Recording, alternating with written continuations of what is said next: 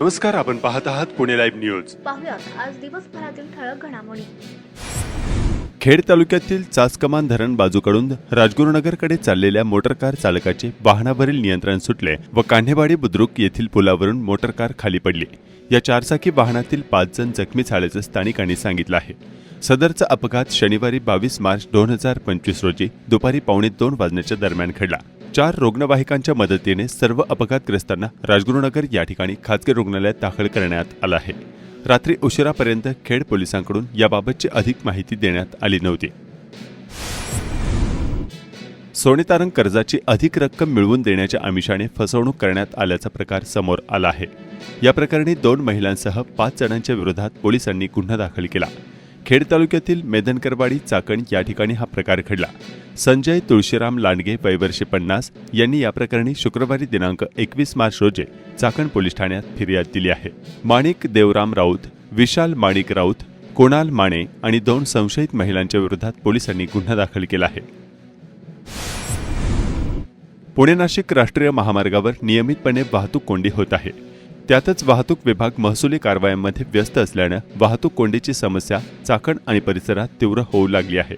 पुणे नाशिक राष्ट्रीय महामार्गाचे रखडलेले काम, वाहनांची वाढलेली संख्या, अवैध प्रवासी वाहतुकीची वाढलेली वर्दळ, वाहतूक विभागाचे दुर्लक्ष, बेशिस्त वाहन चालक आणि शहरातील अरुंद रस्ते अशा विविध कारणांमुळे प्रचंड वाहतूक कोंडीचा त्रास सर्वांना सहन करावा लागत आहे.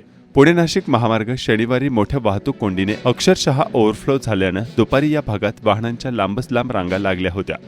चाकणसारख्या भागात वाहतूक कोंडीची ही समस्या मोठ्या प्रमाणावर भेडसावत असून पादचारी, दुचाकीस्वार आणि मोटर चालकांना पुणे नाशिक महामार्गावरील विविध चौक ओलांडणे अक्षरशः जिकिरीचे होत आहे. त्यातच औद्योगिकीकरण आणि वाढती अवजड वाहनांची वाहतूक यामुळे ठिकठिकाणी मोठी वाहतूक कोंडी होत आहे. अतिक्रमणे काढल्यानंतर कोंडी सुटेल अशी स्वप्ने दाखवून अतिक्रमणांवर कारवाई केली जात आहे. मात्र रस्त्यावरील वाहतुकीची समस्या जैसे थेच आहे. चाकणमधील तळेगाव चौक, आंबेठाण चौक, माणिक चौक येथे वाहतुकीचा अक्षरशः बोऱ्या झाल्याचं दृश्य पाहावयास मिळत आहे. रस्त्याची रखडलेली कामे मार्गी लागली तरच या प्रचंड वाहतुकीतून दिलासा मिळणार आहे. चाकण ते भांबोली या रस्त्याचे काम या भागातील आणि रस्त्याच्या लगतच्या गावातील नागरिकांची सोय व्हावी यासाठी करण्यात आले. मात्र आता या रस्त्यावरून प्रचंड औद्योगिक वाहतूक सुरू झाली आहे. त्यामुळे हा रस्ता देखील सर्वात व्यस्त रस्त्यांच्या यादीत आला आहे. प्रमुख जिल्हा मार्ग क्रमांक 20 अंतर्गत येणाऱ्या भांबोली आंबेठाण चाकण या 10 किलोमीटरच्या रस्त्यासाठी कोट्यवधी रुपयांचा निधी तत्कालीन आमदार स्वर्गीय सुरेशभाऊ गोरे यांच्या माध्यमातून मंजूर झाला होता. सार्वजनिक बांधकाम विभागाच्या रस्ते विकास क्षेत्रात भांडवली गुंतवणुकीला प्रोत्साहन देण्यासाठी तत्कालीन राज्य शासनाने राज्यातील प्रमुख मार्गांची कामे हायब्रिड ॲन्युइटी या नव्या अभिनव प्रकल्पांतर्गत हे रस्ते केले. सुरुवातीला अनेक महिने या रस्त्यांची कामे बँकेचे कर्ज आणि विविध कारणांनी प्रलंबित राहिली. मात्र स्थानिकांची जोरदार मागणी असल्यानं तत्कालीन आमदार गोरे यांनी स्वतः पाठपुरावा केल्याने या रस्त्याचे काम पूर्णत्वास जाऊ शकले. मात्र नंतरच्या काळात या रस्त्यावरून प्रचंड औद्योगिक वाहतूक सुरू झाली. अनेक ठिकाणी होणारी वाहतूक कोंडी टाळण्यासाठी यामार्गे वाहतूक वळवण्यात आली. त्यामुळे शहरातील नागरिकांना देखील मोठ्या वाहतूक कोंडीला तोंड द्यावे लागत आहे. सद्यस्थितीत मराठवाड्यातून येणाऱ्या वाहनांना मुंबईला जाण्यासाठी चाकण, शिक्रापूर, तळेगाव, लोणावळा या मार्गे मुंबईला जावे लागते. चाकण आणि शिरूर येथील MIDCमुळे रस्त्यावर मोठ्या प्रमाणात वाहनांची गर्दी आणि वाहतूक कोंडी असते. या सर्व पार्श्वभूमीवर वाहतुकीची कोंडी फोडण्यासाठी शिरूर, खेड, कर्जत असा नवीन मार्ग सार्वजनिक बांधकाम विभागाने प्रस्तावित केला आहे. त्यासाठीचा प्रस्ताव मान्यतेसाठी शासनाकडे सादर केला असून हा प्रस्ताव मंत्रिमंडळाच्या मान्यतेच्या प्रतीक्षेत आहे. या प्रस्तावास मान्यता मिळाल्यानंतर मुंबईला जाण्यासाठी आणखी एक मार्ग उपलब्ध होणार आहे. मालवाहतूक करणाऱ्या वाहनांना मुंबईला जाण्यासाठी सध्या एकच मार्ग अस्तित्वात आहे. त्याचा परिणाम वाहतुकीवर होतो. वाहतूक कोंडी दूर करण्यासाठी सार्वजनिक बांधकाम विभागाकडून स्थानिक लोकप्रतिनिधी यांच्या समन्वयातून विविध पर्यायांचा विचार करण्यात आला होता.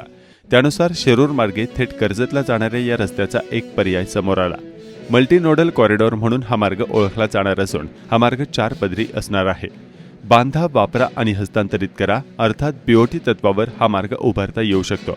त्यानुसार नवीन मार्गाचा प्रस्ताव सार्वजनिक बांधकाम विभागाने राज्य सरकारला सादर केला आहे. त्यास विविध विभागांच्या मान्यता मिळाल्या असून आता हा प्रस्ताव अंतिम मान्यतेसाठी मंत्रिमंडळाच्या बैठकीत सादर होणे बाकी आहे, अशी माहिती सार्वजनिक बांधकाम विभागातील अधिकाऱ्यांनी दिली. मंत्रिमंडळाच्या मान्यतेनंतर या प्रकल्पावर शिक्कामोर्तब होणार आहे. प्रकल्पाची ठळक वैशिष्ट्ये आपण पाहूयात. शिरूर, पाबळ, राजगुरुनगर, शिरवली मार्गे पाईट, वांद्रे, कर्जत असा सुमारे 135 किलोमीटरचा मार्ग प्रस्तावित. कर्जत मार्ग पुढे पनवेल, उरणला जोडला जाणार. या नवीन मार्गामुळे मुंबईला जाण्यासाठी आणखी एक मार्ग उपलब्ध होणार. या मार्गामुळे औद्योगिक आणि कृषी क्षेत्राला चालना मिळणार. भूसंपादन तसेच रस्ते बांधण्यासाठी सुमारे 12,000 कोटींचा खर्च अपेक्षित. प्रवाशांच्या वेळेची बचत होणार. वाहतुकीचा ताण कमी होण्यास यामुळे मदत होणार आहे. खेड तालुक्यातील जरेवाडी गावातील कैलासवासी नारायण शेठ नबाजी जरे यांचा लाडका भारत बैल याचं नुकतंच निधन झालं. या लाडक्या भारत बैलाच्या दशक्रियाविधीस मोठा जनसमुदाय उसळला होता. भारत बैलानं प्रत्येक घाटामध्ये पहिला नंबर मिळवला होता. त्यानं आतापर्यंत सरपंच केसरी, हिंद केसरी असे अनेक किताब मिळवलेत.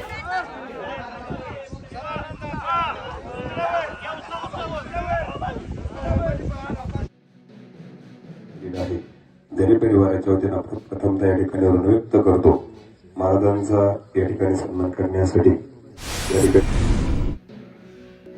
पिंपरी चिंचवड पोलीस आयुक्तालयाच्या अंमली पदार्थ विरोधी पथकानं एका इसमास 10 किलो गांजा या अंमली पदार्थासह ताब्यात घेतले. त्याच्याकडून तब्बल 10 किलो गांजा हस्तगत करण्यात आला.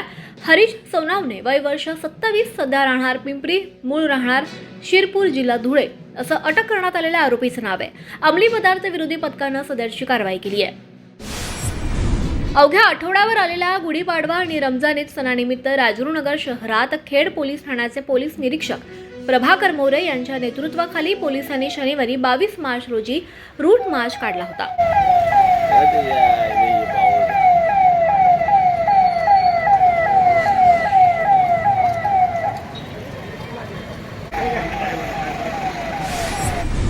शेतकऱ्यांना दर 3 वर्षांनी ई करार म्हणजेच 7/12 उतार्यावर पीक कर्जाची नोंदणी करावी लागते. त्यासाठी सोसायटीच्या सचिवामार्फत गावाच्या तलाट्याकडे प्रस्ताव जातो. मात्र सचिव प्रत्येक शेतकऱ्याकडून सरसकट 200 रुपये गोळा करत असल्याची तक्रार कनेरसर येथील शेतकऱ्यांनी केली आहे. तलाठी यांनी मात्र आम्ही पैसे मागत नसल्याचा कांगावा केलाय. त्यामुळे हे पैसे नेमकं कोण खाताय असा प्रश्न आता निर्माण झालाय. पंचायत समिती खेड आरोग्य विभाग यांच्या वतीनं 21 मार्च 2025 रोजी चाकणमध्ये आशा दिवस साजरा करण्यात आला.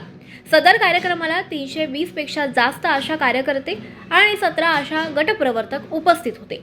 यावेळी चांगले काम करणाऱ्या आशा कार्यकर्त्यांचा सन्मान करण्यात आला. महाराष्ट्र प्रदेश काँग्रेसचे अध्यक्ष हर्षवर्धन सपकाळ यांनी आज पुणे जिल्हा, शहर व तालुका काँग्रेस कमिटी पदाधिकारी यांच्याशी संवाद साधला. यावेळी प्रत्येक तालुक्यातील जनहिताचे प्रश्न पक्षाच्या माध्यमातून जोरदारपणे प्रशासन आणि शासनाकडे मांडण्याच्या सूचना केल्या. प्रदेश काँग्रेस कमिटी सर्व जनहिताचे प्रश्न आणि विषयांना पाठिंबा देणार असल्याचं सांगितलं. यावेळी जिल्हा काँग्रेस प्रवक्ते ॲडव्होकेट निलेश कड यांनी खेड तालुक्यातील अमूल डेअरी आईस्क्रीम प्लांटमुळे जिल्ह्यातील सहकारी दूध संघ, कात्रज दूध डेअरी अडचणीत येणार असल्याकडे लक्ष वेधलं. त्याचप्रमाणे खेड तालुक्यातील अन्य सार्वजनिक प्रश्न प्रदेशाध्यक्ष सपकाळ यांच्या समोर मांडले आणि याबाबत प्रदेशाध्यक्ष यांनी लक्ष घालण्याचीही विनंती केली आहे. खेड कृषी उत्पन्न बाजार समितीच्या चाकण येथील महात्मा फुले मार्केटमध्ये शनिवारी 22 मार्च 2025 रोजी कांद्याची 8,500 क्विंटल आवक होऊन कांद्याला 1,000 ते 1,600 रुपये दर मिळाला. शेतकऱ्यांनी मात्र कांद्याला 13 ते 14 रुपये एवढाच प्रति किलोला दर मिळाल्याचं सांगितलं. माझं नाव आबा सांडवर शेलू. मी कांदा आणला होता 70 पिशवी. कांद्याचे दर मार्केटला 200-300 रुपयाने बाजार खाली येतात आणि लोकांना नाईलाजाने सोसाट्या भरायच्या. त्याच्यामुळे लोक कांदा आणतात. आज 1300 रुपये ते 1400 रुपयेची रेंज झाली. 1500 रुपये फक्त म्हणावं एखादा कांदा चांगला मोठा असेल तरच 1500 घाले, म्हणजे 1300-1400 रुपयेची रेंज झाली. कमीत कमी 2200 रुपये तरी 2000 रुपये शेतकऱ्यांना कांद्याचे भाव असले पाहिजेत तर शेतकऱ्यांना परवडते. 2000 रुपये तर खर्च होतोय, तेवढा भाव पाहिजेत, नाही तर शेतकऱ्यांना ते मरण होणार आहे. शासनाला किती सांगितलं तरी शासन फक्त तेवढे पुरतं ऐकणार आहे, देणार तर नाही काही. किंवा जे शुल्क लावलं 20% ते काढलं तर निदान शेतकऱ्यांचे बाजार चांगले राहतील ना, असा विषय आहे. चिंचोसी कांदा आणली होती मार्केटला. कांदे काढल्यापासून बाईला 350 रुपये रोज, भरण्याला 300 रुपये रोज, पिशवीला 10 रुपयाला एक पिशवी, आणि उजून इथं आणायला 30 रुपये भाडं. आणि कांदे खपत्यात इथं 14 ते 12, 13, 14, 15 शेवट. त्याच्यामुळं शेतकऱ्यांना कसं परवडायचं, काय करायचं, काय करायला पाहिजे. हां हा, जरी असंच संपलं तर शेतकऱ्यांनी काय करायचं?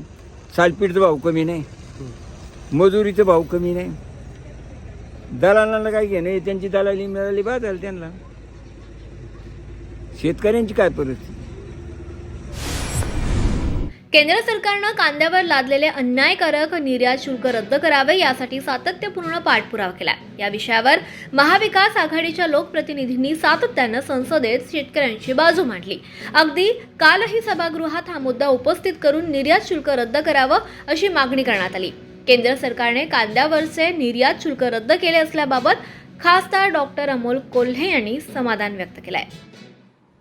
जय शिवराय. केंद्र सरकारनं कांद्यावरचं 20% निर्यात शुल्क रद्द केल्याची बातमी आत्ताच मिळाली आणि ही अतिशय आनंदाची गोष्ट. याबद्दल केंद्र सरकारचं मनापासून आभार. कालच संसदेच्या अर्थसंकल्पीय अधिवेशनामध्ये demands for grants on agriculture and farmers वेलफेअरवर बोलताना या आग्रहानं मागणी मी केली होती. याआधी माझे सहकारी दिंडोरीचे खासदार श्री भास्कर भगरे सर यांनीसुद्धा, राजाभाऊ वाजे शिवसेनेचे खासदार यांनीसुद्धा ही सातत्यानं मागणी केली होती आणि या मागणीनुसार कांद्यावरचं 20% निर्यात शुल्क रद्द केल्याबद्दल मी केंद्र सरकारचं मनापासून आभार मानतो आणि हीच अपेक्षा करतो की यापुढील काळातही कांद्याच्या बाबत केंद्र सरकारचं धोरण हे कांदा उत्पादक शेतकऱ्यांच्या हिताचं राहील अशी अपेक्षा व्यक्त करतो.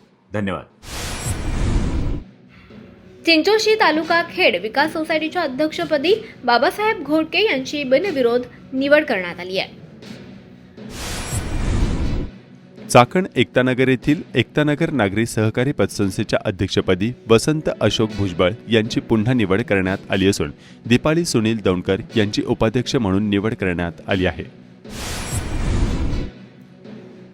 94व्या शहीद दिनाचे औचित्य साधत नाशिक येथील लष्कराच्या तोफगोळा सरावाच्या टप्प्यात असलेले दुर्ग बहुला आणि रायगड किल्ला खेडमधील गिर्यारोहकांनी सर केला. हुतात्मा राजगुरू, हुतात्मा भगतसिंग, हुतात्मा सुखदेव या क्रांतिकारकांना वंदन करण्यात आले. या मोहिमेची सुरुवात पहाटे 6 वाजता नाशिक जिल्ह्यातील आंबेबहुळ गावातून झाली होती. पुणे लाईव्ह न्यूजच्या दर्शकांनी कळवल्याप्रमाणे एका अज्ञात व्यक्तीने मोटरसायकलचे सगळे भाग काढून टाकून फक्त सांगाडा पाण्यात फेकून दिला आहे. काळूस भागातल्या ओढ्याचे पाणी कमी झाल्यामुळे हा प्रकार उघडकीस आला आहे. स्थानिकांनी दिलेल्या माहितीनुसार काळूस गावातल्या कॉलेजच्या मागे असलेल्या ओढ्यात ही मोटरसायकल दिसली. भारतीय स्वातंत्र्य लढ्यात बलिदान देणारे थोर क्रांतिकारक हुतात्मा शिवराम हरी राजगुरू यांच्या जन्मस्थळ राष्ट्रीय स्मारकाचं काम अजूनही धीम्या गतीनं सुरू आहे. सरकारनं 254 कोटी रुपयांचा निधी मंजूर केलाय. त्यापैकी 104 कोटी संबंधित विभागाकडे मागील अर्थसंकल्पातच वर्ग करण्यात आले. मात्र अजूनही स्मारकातील संपादनाचं काम झालेलं नाहीये. सरकार या थोर देशभक्ताच्या स्मारकाकडे अजूनही दुर्लक्ष करत असल्याची स्थिती मागील काही काळापासून सातत्यानं समोर येतेय. राज्य सरकारनं हुतात्मा शिवराम हरी राजगुरू राष्ट्रीय स्मारक परिसर विकास आढावा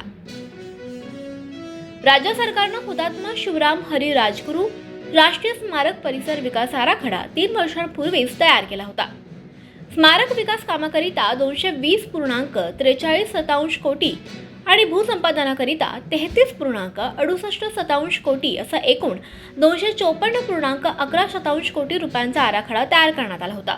यापैकी मागील अर्थसंकल्पात 104 कोटी रुपये निधी उपलब्ध झाला. मात्र प्रत्यक्षात सुरू झालेलं काम अत्यंत धीम्या गतीनं सुरू असून संपादनाबाबत अजूनही निर्णय झालेला नाहीये. केवळ बैठकांचं सत्र सुरू आहे. राजगुरुनगर शहरात होणाऱ्या हुतात्मा शिवराम हरी राजगुरू यांच्या जन्मस्थळ वाड्याच्या राष्ट्रीय स्मारकासाठी 2 वर्षांपूर्वी विकास आराखडा झाल्यानंतर परिसरातील 45 मालमत्ता धारकांचा पर्यायी पुनर्वसन प्रश्न प्रलंबित आहे. त्यासाठी केवळ तरतूद झाली आहे. प्रत्यक्षात संपादनासाठी काहीच हालचाली होत नाहीये. विकास कामाबाबत आवश्यक निधी उपलब्ध न झाल्यानं हुतात्मा राजगुरू यांच्या स्मारकाबाबत अजूनही हेळसांडच होतीये. रविवारी दिनांक 23 मार्च 2025 रोजी हुतात्मा राजगुरू यांची 94वी पुण्यतिथी निमित्तानं पुन्हा एकदा प्रशासकीय यंत्रणेमार्फत जुजबी हालचाली दाखवण्यासाठी मालमत्ता धारकांच्या बैठकीचा केवळ फार्स केला जात असल्याचा आरोप होतोय. नमस्कार, आपण पाहत आहात पुणे लाईव्ह न्यूज.